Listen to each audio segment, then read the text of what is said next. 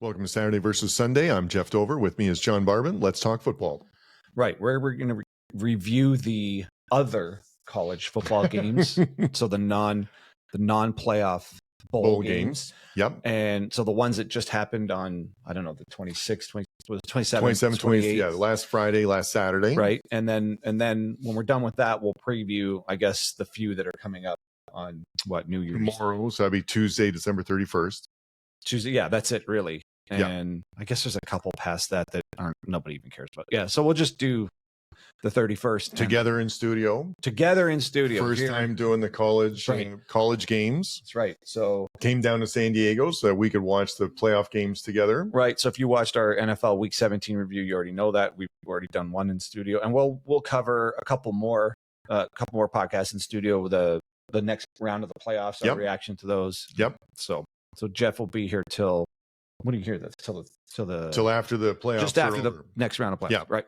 Yeah. Okay. Mostly to hang out with you. Also, I do kind of like the West Coast start times. So that's just an added bonus. I know, right? It's so nice the game's starting early. For anyone on the West Coast, they know what we're talking about here. It's just so nice having the game start 3 hours earlier. It's just better. Yeah, just even last night watching the Commanders, the game, started at 5 instead of 8. Which was great. Yeah, Man, it's so much nicer going from the East Coast to the West Coast. That's just one major advantage over here. Yeah. So, all right. So let's review. Okay. So we have different takes, or at least we have a different reaction to what those games mean for college football and the bowl season and the playoffs. Now, combined with the transfer portal, this is the first year this has happened with the 12-team playoff. Yeah, going into the bowl game specifically on Friday the 27th. So this is the Oklahoma Navy game, Georgia Tech Vandy. Yeah. Going into these games, I had zero expectations going into it because, and we talked about that before. With the opt-outs, with motivation, it's just planning. I was planning on not necessarily not watching, but not enjoying these games because, what do they mean? And like you said, with the 12-team playoff now, it's what do these bowl games even mean, right? Going into it. That was my thought going in. Yes, you couldn't put much more fine of a point on it than your expectations were zero. Yes. Zilch. Yes. Nada. Bagels. Bupkis. And it was because USC was playing Texas A&M, and we talked about this in our preview show. And as on paper, that looked fantastic. That looks like a great game. It was at Vegas, but I had zero interest in it going into it because just of the think opt-outs. Of the preseason. Think of the preseason expectations for those two teams. Mm-hmm. Like USC was expected to be in the running for the Big Ten champion. Yep. Texas A&M was expected to be in the running for the SEC and a playoff spot. They were both expected to be playoff teams. Sneaky popular SEC pick. Right, Texas A&M. Yes, and and so both teams out of the playoff run early, really. And in both cases, it's interesting. They're a bit of a mirror. You want to start there, just sure. That game. They're kind of mirror teams that by the end of the season, that the quarterback wasn't the starting quarterback anymore. Nope. And I thought Miller Moss was good. Yeah, I still think he's good. I don't know what happened there. No, started the season well, but this game, I had zero expectations going into it. It was a good game. It was back and forth. It was high scoring. Now it was more high scoring than maybe what you anticipated going into it, right? Yes. Yeah. Well, yeah. We'll get into that. But just to finish the point on the expectation of these teams and where they ended up. USC took Penn State to the wire, and Penn State's a legitimate playoff team. Yep. Texas A&M hung in there against Notre Dame, who's a legitimate playoff team. So you can make arguments that this was a disappointing result of the season for these two teams, and then the fact that they're facing each other, they're kind of mirror images, like we said. The game turned out more fun than I expected. Yep. We at least had some sample size of both quarterbacks, so it's not completely unfamiliar as how they were going to turn out in this game. We've seen them both play part of the season. That would be, if I was a USC or a Texas A&M fan, I'd be excited about the quarterback play, right? Because those are two young guys, Maeva and Reed, right? Yeah. And they look good. They were making it happen in the air, and Reed especially on the ground. So it was an entertaining game. It was back and forth. USC ended up winning it. but Maeva passed for almost 300 yards. Like it was an entertaining game. And I heard a good take that even though USC is missing a lot of players, the receivers that are still there are legit. And one argument I've heard is there just wasn't enough room for as many receivers as they had. And Branch leaving and his brother leaving. His brother, it kind of hurts on defense, but they have a lot of skill on offense, and the running back looks legit. Yeah, Jacoby Lane was really good in this game. Yeah. He was, number 8, I think it was. And it was 7 catches for 127 yards. So like, who's the other guy? Lemon. Yeah, Lemon. I mean, they have dudes at receiver. And Lane is a sophomore, so he's just going to go into his junior year next year, hopefully. So and the running back looks good. So USC has pieces, and okay. So last week it felt kind of dire, like players leaving that program, but they do have talent also coming in. So I don't think we can make a call yet on is Lincoln Riley failing there or not. It feels like it's not meeting expectations just because the expectations were so high. The expectations usually are always high. Yeah, crazy but high. Especially with Riley, and then after the success they had recently with Caleb Williams. Now you could also argue he was just a generational talent. Yeah. And USC now maybe we're showing a bit of our age and the nostalgia. As far as how I see college football, USC is supposed to be a power. Yes. They were the Pete Carroll era was utterly dominant. And I get for younger people who maybe weren't really aware during that era, it's like for them, it's like, what are you talking about? This 20 years ago. No, USC, you're right. It's a traditional power. They're in California. It's a hotbed of recruiting for high school there. They get some really good California high school players to go there. So you're right. It's better when they're good. There's no excuse. If Oregon can dominate, there's no excuse for USC not to be right in there with them. At all times with the talent that's available and the resources. USC has unlimited resources. Yeah. So, and they care about football. It's not like it. Oh yeah. It's not like they're trying to generate interest in football. Anyways, that actually was an entertaining game. So we're going to get into these other ones. Syracuse and Washington State. Another one. It's right around here at the corner at Snapdragon. I was kind of toying with going, but when I saw how many coaches and players weren't showing up for Washington State, I was like, I don't know if I want to go see this. Now, Syracuse has been one of our wagons. Yep. And Kyle McCord, he's been a darling for the year, and we were all behind him. We thought it was kind of a raw deal that he didn't stay with Ohio State. They just, for some reason, they didn't think he was good enough, and now it looks like he's better than the guy they have. Maybe. And oh boy, did he light them up. Now, this is the narrative I want to get into for these games. An overarching narrative. It seemed as though this was defense optional in all of these other non-playoff bowl games. Yeah. I mean, you've got Iowa State and Miami going 42-41. Syracuse putting up 52 points on Washington State. Now I get it. Like Washington State's missing lots of players. But if you watch some of these games, even Texas Tech, Arkansas, there was just very limited effort on defense. It's like the defenses basically opted out. Only a couple of these games looked like a true mid-season real effort game on defense. I'll say it that way, maybe. Yep.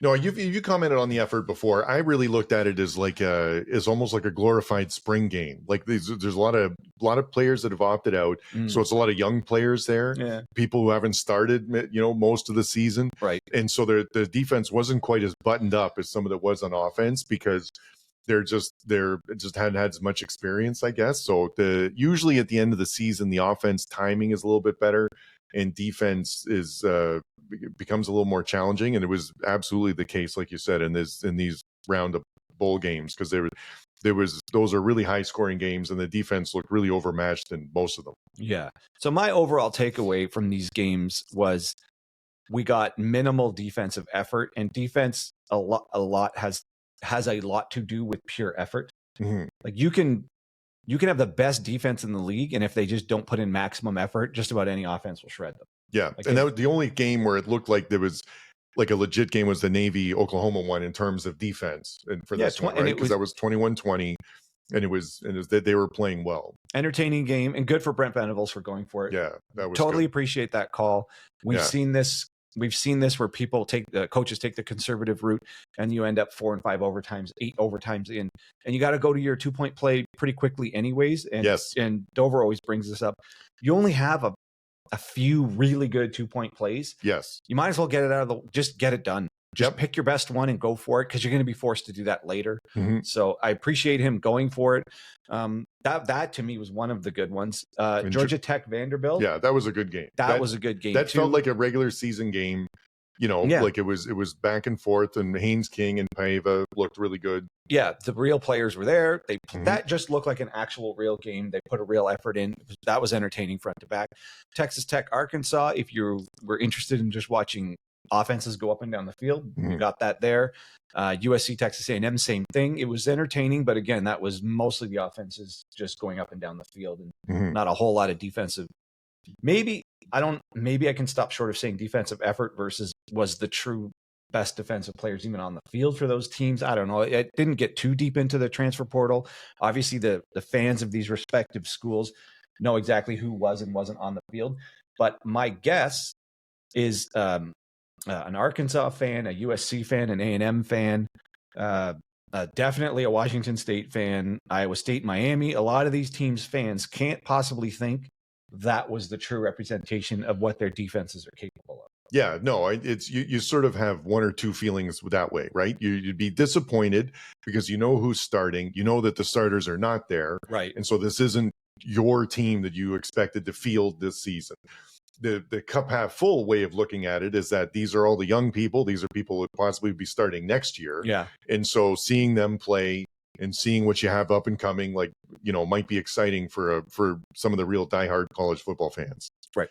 Okay. How did you? Okay, so we have conflicting opinions here, so I'll throw it to you. How did you feel about the Iowa State Miami game? Yeah, I thought that it was going into it. I didn't have much expectations. I said before at the beginning, right? But it started out great. The part that killed me was when Cam Ward stopped playing.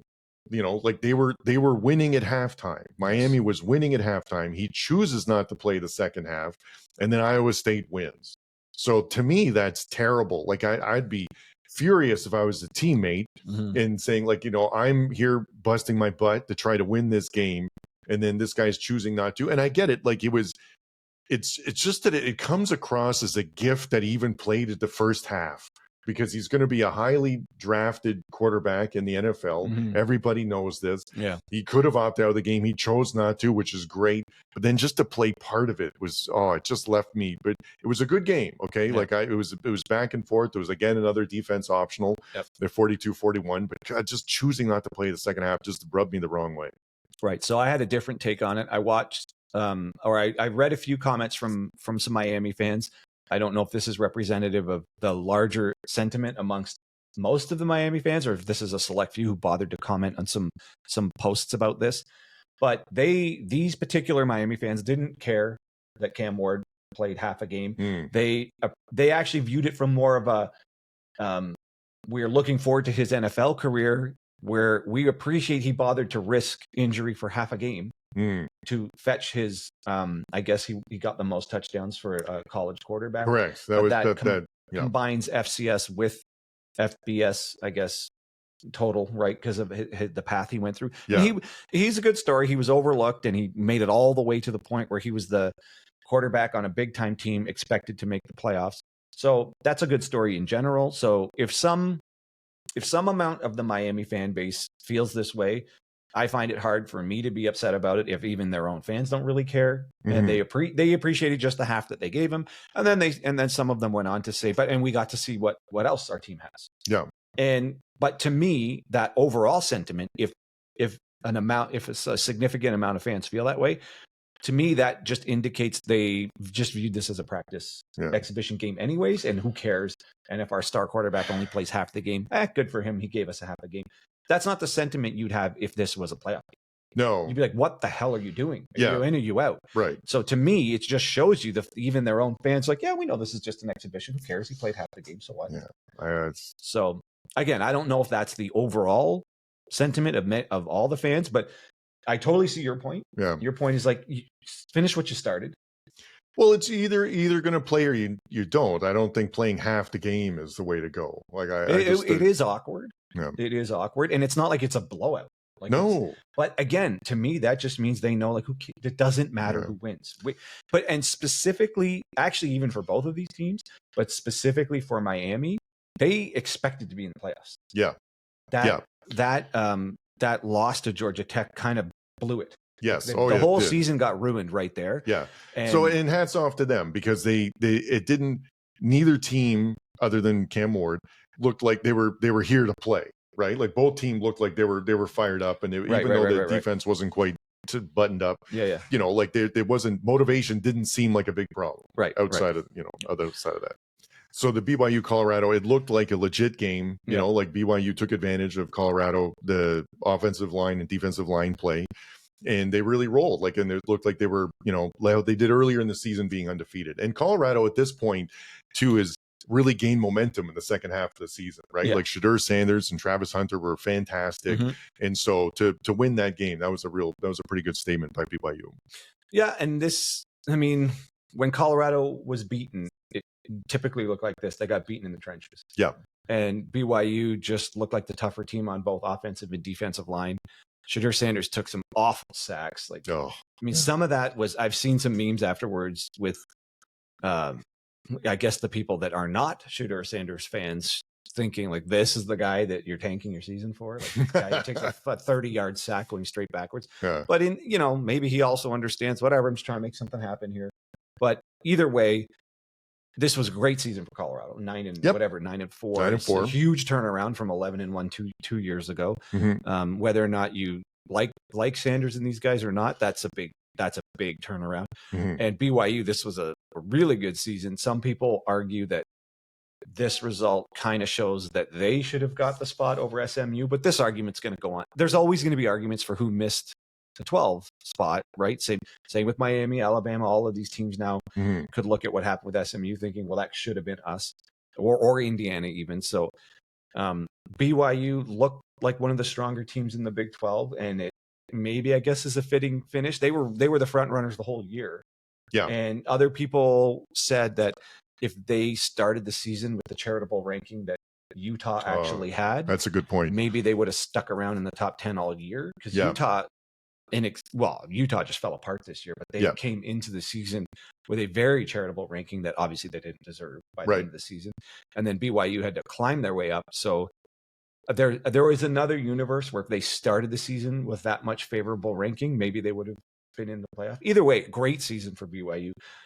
If you watched any of our other shows, you know that they were one of our wagons. I had a ball watching them. They played some of the most fun games all year. The Big 12 to me was the most fun conference. Yep, because anyone could win at any point. Here. Iowa State played fun games all year. BYU played fun games. Texas Tech played a lot of fun games. Arizona State still Colorado, Arizona State's still going, right? Yeah. So a lot of these teams, maybe it's because I wasn't expecting it, but in general, that conference was super fun to watch. Yeah. So, no, and it's a pretty dynamic teams, and just the last point about BYU were the real domination. This one, they ran for 180 yards against Colorado, right? And Colorado just didn't have an answer to that.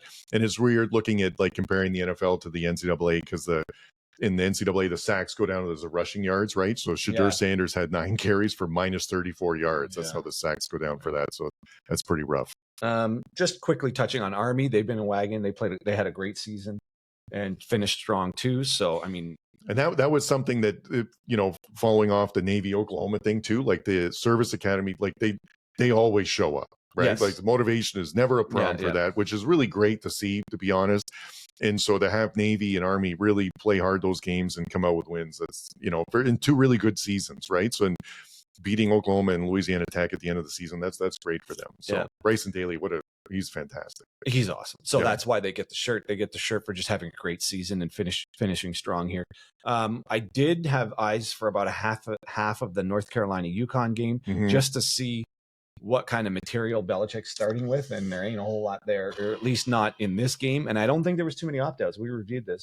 Yeah. So it was just, the canvas is, I don't know how many of those players are going to be there next year. That did not look good. I'm assuming those players wanted to put some kind of effort in. Again, this is just an assumption, I don't know, to show up well for the incoming coach. But again, we're also talking about a team that basically had no coach for this game. Yeah. So it's, again, these are just exhibitions as far as I can tell. Well, and you can really tell by the line too on this game. So this game opened as Uconn is favored by -6.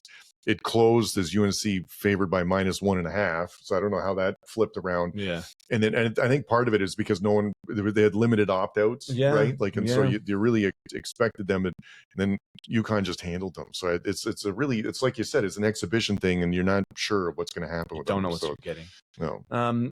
I've talked about this. I had nostalgia for Nebraska, but this hasn't been a great season. I mean, they won the game, and Boston College was one of our wagons. They were fun to watch all year. So, but that game wasn't great. And then after that, there wasn't really anything else I was paying attention to. So my takeaway from all of this is I think the 12-team playoff seems to have made these games even less important than they were from the 14 playoff and then from the BCS 1 and 2. And the only time these games all got knocked down in meaning the minute they went to the BCS choose 1 and 2. Mm-hmm. And previous to that, I guess in 97 or 98 was the last time it was the previous system. Yep. Was when the Sugar Bowl, the Rose Bowl, the Orange Bowl, the Fiesta Bowl, and you could probably even put the Citrus Bowl, the Cotton, maybe Peach Bowl at some point. Those, whatever you would say, the top 8-ish bowl games would house more or less the top 16 teams. Yep. And any one of those games, the winner could have been crowned the national championship. Yeah. The national champion. Yes. Now, not that game was between the two. No. But almost never was. Almost never was. And that's why they went to the 1-2. Yeah. But before, to me, that's just the world I grew up in. That's how it was. Mm-hmm.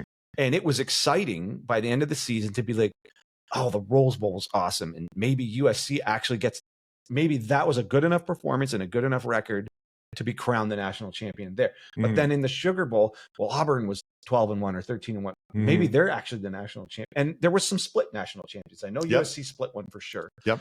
And I didn't mind that. That to me was kind of cool. It was kind of fun.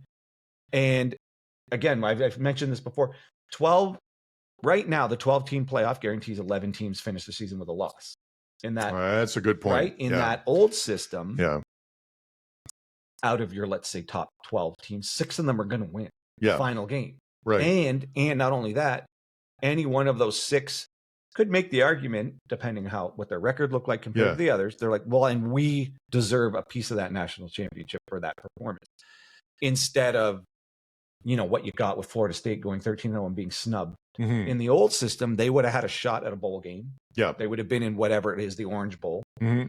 And if they won, then why is their 13 or 14 and whatever, not as good as the next one over? Yep. But at least they would have had a shot. Here, they didn't even get a shot, which is crazy, at least with the 4-team, because that was the whole point of the playoffs, to give a shot. So now the 12 is supposed to solve that problem. Yep. But then you get Alabama, BYU, South Carolina, all saying, but we still didn't get our shot, and our record's better than theirs. Yep. And then there's this controversy with Herb Street, which people are saying is shilling for the SEC, saying Indiana's 11-1 is BS, and we got to look at strength of schedule, not record. And it's a bit of a bad look. Like Shannon Sharp and Ocho were ripping on him on their podcast. And it was a bad look. It was kind of a bad look. Some people are saying he's getting too NFL-y. Oh, okay. And he sort of was not really, he was kind of shitting on the idea that an 11-1 record it doesn't matter. And we should have put Alabama in there, a USC in there, or well, I guess technically USC, South Carolina. Yes. But so that's a bad look too. Yeah. So I don't think the controversy's really changed. Now we're just arguing over who got to the 12 spot. Right. And maybe it doesn't spoil the actual national champion, because a lot of people say, there's only really 3 or 4 that can make it finish the job anyways. Right. But it doesn't stop the arguments. And to me, the 12 team has made all these other games so irrelevant. Mm-hmm. Let's just expand it to 16 or 32 and make all of these other games mean something as a play-in game, and maybe give 8 buys to the top 8. Because I know there's going to be this argument about, you can't play that many games, but half of them, this is their last game anyways. So there's only going to be a couple teams that go all the way to the end. But if you extend more buys to the top teams, I think there's a way to do it, and to make these games more competitive, mean more, less opt-outs. Because these games were flooded with opt-outs. When I say these games, I mean the non playoff games. Yeah. And so I want these games to mean more. I want a true defensive effort here, all of that stuff. Yeah. So to me, these mean we need more playoffs, not less. Either 0 playoffs and go back to the old way where all of these games are the final game that matters for all of these teams, or make them all matter for the playoff. Yeah. But this in between thing, I just see this thing still expanding again because the controversy really hasn't stopped. Well, and just the last point about the 12-person playoff team, like the way they originally designed it was with the Pac-10 having a solid conference, right? And which didn't work out. The So Pac-12, the Pac, yeah, Pac-2, Pac-12, yeah, exactly. Pac so whatever. The Pac constantly changing. The Pac Mountain West now going into next season. So it's the think of how ridiculous that is. They built it, and that assuming there'd be a power team, and that conference fell apart within the time frame after they built it. So that's another reason. It's changing already. Yes. So they have to restructure the 12 team thing again anyway. Yeah, and that's a good point about the loss, about the good teams finishing with a loss as opposed to a win. The only pushback I'll say about that is that that's what happens in every other playoff sport, like every other playoff sport, like they're in the NBA, the NHL, Major League Baseball, like you end with a loss too, right? And there's only one team that wins the championship. Right. So that's what normally happens. But yeah, I guess that was something that was different from college. I'll push back on that those teams are 32 teams playing off, and half of them get in versus 132 and 12 get in. Yeah, no, it's fair enough. That's a good point. So it's and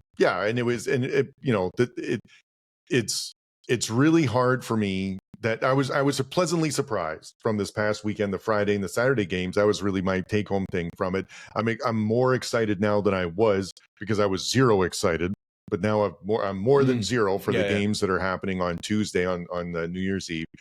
Obviously the playoff game I'm excited about, but like Alabama, Michigan, South Carolina, Illinois, like that, I'm looking forward to those because I wasn't expecting much from before. And it was just worried. It's just that to be in because I love college football. We love college football. We're college football fans.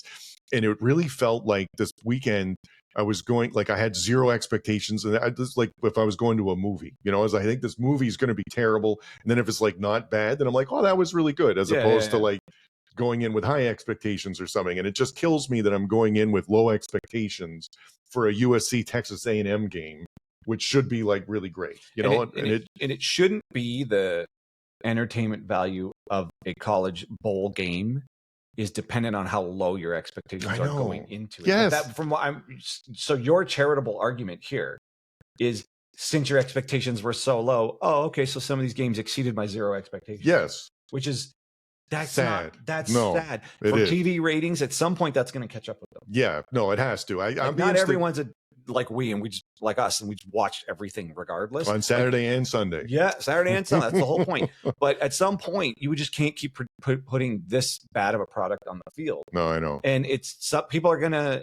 You've mentioned this until the ratings start dropping. This won't change. But when the ratings start dropping, I mean, it's pretty pathetic when you see, and they try their best not to pan up to the crowd. And you can see there's nobody there. Some of them, it's pretty and we're rough. Not talking like they're trying to fill 100,000. It's not the big house. Some of these stadiums are small. Like Snapdragon wasn't full, and that fits 35. Yeah. So it's pretty bad that what is supposed to be maybe the most important game of the year, the highlight game of the year, nobody bothers to show up. Yeah. Including the players themselves. Yeah, and some or coaches. Or fans. Yeah. Like where in there is that good? Yeah. No, that's a good point. So out of the games we've got coming up on New Year's Eve, right?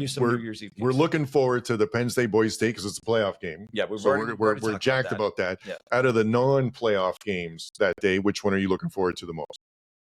Okay, so to me, it's neck and neck or the same. South Carolina and Illinois and Alabama and Michigan. I've mentioned this before. I think they're mirror images of each other. You've got what appears to be stronger SEC teams against. It says Illinois' middling Big Ten team. I guess you could say Michigan is not a middling Big Ten team. It's the defending. I don't want to say defending. It's last year's national champion with, I would say, a national champion level defense. Yeah, and 0 offense to speak of. It's laughably bad, their offense. Yeah, and somehow they inexplicably beat Ohio State. Yeah. And then Illinois, if there's one thing they're good at, it is defense. Yep. So you could say Illinois and Michigan being the Big Ten representatives in these games against 2 SEC teams are strong defensive teams with limited offense. Yep. Then on the SEC side, you have 2 top 15 ranked teams, both 9-3 records, who both feel like they were the ones that got snubbed from the playoffs, and both probably have an argument for that. Depending. Okay, Mr. Herbstreit. Okay, and both have a stellar running quarterback. One is on his way to the NFL. The other is my preseason pick for the Heisman next year, Lenore Sellers. I hope he stays in South Carolina. And they're huge, they're fast, they're strong. They're literally the same guy. Yeah. And I just hope Sellers just keeps improving. If he does keep improving, I think he's on his way. He'll at least be in New York, if not win the thing. Yeah. And all arrows are pointing up on South Carolina. We don't really know what to make of DeBoer and Bama, but Bama's not going anywhere. No. In general, they're still recruiting well. They still have talent all over the place. So I think this is two SEC powers that should beat the two Big Ten representatives. But again, we don't know who's showing up. We don't know what the motivation is. We don't know anything. So as far as what I'm looking forward to, it's those two. But Baylor has played some wild games. Yeah, that's true. That's true. If Baylor turns this into a Baylor game against LSU, that could be sneaky. That game might steal the show. Yeah, it might steal the whole everything. Yeah, because you're right. If you haven't watched Baylor this year, I mean, again, I sound like I'm a Big 12 apologist here. No, they've been pure entertainment, that league, and Baylor's just played some bananas games. No, you can plant your Big 12 flag, and if you want, because I'm going to plant it, and they're not going to stop me. We're not going to have anyone. You know what? I'm kind of deficient in the collection here. Well, we got the BYU. But I don't have a Baylor shirt. So okay, all right. So just one point here, just before we get inundated with negative messages. The Fighting Illini were 6-3 in the Big Ten this year, and Michigan was 5-4. So the Illini finished a little ahead of them. So just who won that game head to head? Illini, right? You're asking me a lot of questions. Let's go to get your research out. Let's go to the research. Let's check our research. The Illinois beat Michigan 21-7. Yes. So anyway, sorry, guys, you know what? And Illinois is ranked right now. Michigan is correct. Yeah. So a little bit more love for Illinois there, but that's fine. So that was no, and that's a good point. And their defenses in terms of points against this season were awfully similar. Illinois 265 they gave up, and Michigan 246. To maintain the charitability on Illinois, they did play what I consider one of my top 10 games of the year against Nebraska. Oh yeah, that one was great, awesome. Yeah, I know it was a long time ago. Yeah, but that's still to me one of the top 10 games of the year. So there's a lot of good things going on in Illinois right now. Yeah, I'm more excited for the South Carolina Illinois one than the Bama Michigan one. I'll watch both, obviously, but it's because I'm the same as you. I love Lenore Sellers. I love what Beamer's done with that team. Yeah. That is a tough, playing in the SEC, and because there's really good teams in both conferences, or now it's just in the one division stuff now. But you play a really tough schedule, and so to have a winning record, and you're playing good teams, and to have it'd be hard for the team not to be decimated every year, especially at this day and age, the transfer portal and stuff. And so I'm just really impressed with what he's done with that team to make him that competitive and late in the season, and how they improved. They look like they're well coached. I just really like watching that team. Yeah, I think I've been tracking this or commenting on this throughout the year, is where it looks like there's a good marriage between coach and team. Yes. And this is the number one on my list. Yeah. This it really looks does. really does. He might turn this into a real powerhouse. Yeah. If this continues moving forward, and it sounds like now South Carolina fans, we've had a few comments saying that some of the people that are missing from this game, their backups actually, whoever's in place is actually pretty strong. All right. But South Carolina fans, correct me if I'm wrong, but does this not feel like you've got the right guy and all arrows are pointing up? It looks like it. It feels like it. From a non-South Carolina insider, this just looks like an oncoming power. Yep. Hopefully, if not going to be there next year. Yeah, love watching them. And you're right about the Baylor LSU, sneaky, interesting game on the turf at Houston in that game. So that could be good. So yeah, I like that one. Yeah. So, and then, there's Louisville, Washington's here, but again, don't know what to expect. Washington's missing some coaches and some players. Louisville, I don't think Shuck's going to be playing in that either. That one, it's the Sun Bowls in El Paso, and that one has when they have panned into the crowd, it's bad. This one to me is the one that I remember being least attended. And then the teams aren't super interested in being in it. So I hope it's not the case, but man, are Michigan fans going to travel? I don't know. Are they going to travel to Florida? Tampa? Sure. But for that, and the weather, you want to go from Ann Arbor to Tampa? Sure. Can Underwood play in that game? Really? I mean, I've seen pictures point. of him practicing. I don't know how the transfer works. Can you play like immediately? No, I don't. No. But it's like the South Carolina, Illinois ones in Orlando too. So that's going to be fun. So yeah, those are, it feels to me like almost like a glorified spring game sometimes, where it's like the young players playing, and it's not the starting, which is a little disappointing. But if it's an entertaining game, I like them more than I thought I would this past weekend. So hopefully they're more like that coming up. So do you think to wrap the whole thing up and what it means for college football? Yeah. Do you think these games are going to continue? Do you think they're going to just keep losing interest and losing, players not showing up and just the effort not being there? Or do you think there's a way for these games to come around to being something more interesting without them being leveled into the playoff at somehow? Yeah. Okay. So what you're asking me is what would be my solution for making all the non-playoff bowl games more interesting, meaning having less opt-outs and more competitive games without being associated and full crowds. And full crowds. How do you make one of these look like one of the playoff games with that kind of interest? Perfect. So I'll throw out a crazy solution for you. Yep. So that means now with our NIL era, they're going to be signing deals, and in the contract they have to play in the bowl game, or there'll be like a signing bonus to play in the bowl game. Okay, that's so then that way it forces everyone to play because they want to get the lion's share of the paycheck. And then if you have your full complement of team playing, then there'll be more crowds, because now it's going to feel like more like a regular season game playoff thing or something. Mm-hmm. And the only other thing I'd put in there too maybe would be, if you really wanted to incentivize it, is that the winning team gets to have like 5 more recruiting visits or something like that next year, because that'd be something about the fan base would be pretty excited. Like if we win the bowl game and we get, and then anyway, so something there's going to have to be some sort of incentivizing program for that. Right. But these are all ways to incentivize a game that otherwise they're just like, we just know this game doesn't matter. To me, okay. So, right. I like that. I like you threw a bunch of solutions out there. I think something has to be done about transfer and NIL. This transfer portal happening during these or before these games is messing everything up. Yeah. So the transfer window, it's really tough because it has to somewhat align with the academic semester. And I maintain this has nothing to do with academics. But they can just throw that out the window. So it really doesn't align with the bowl season now, which means it has to change. Right. But just to your last point about the bowl games and the non-playoff bowl games and the attendance and stuff. So just here we're on the ESPN site now, and it has like the tickets as low as for some of these games. Oh yeah. So for the Texas Arizona State game is tickets as low as $1,700. That's the low end for the ticket for that one. And if you wanted to go to the Sun Bowl in El Paso, tickets as low as $9. $9 for Louisville at Washington. How about that? So you've got a New Year's Eve game for tickets for $9, or the very next day a playoff game for $1,700. So if you're in El Paso and you're not sure what you want to do for New Year's, sometimes the restaurant reservations are harder to get, or they jack up the prices or something. You could buy the entire 300 section for about $50. You could take out your significant other and their families that's a good exercise. Them to Sun Bowl. That's a good exercise to go through.